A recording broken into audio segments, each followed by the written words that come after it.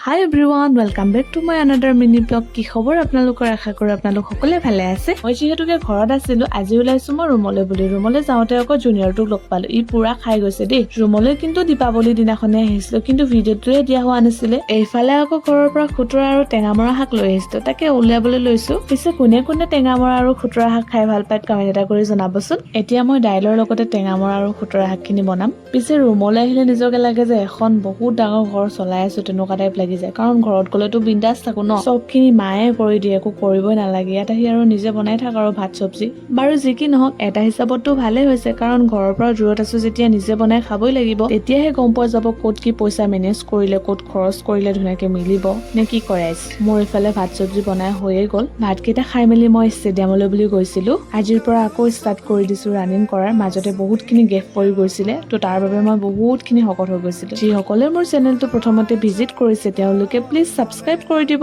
বাই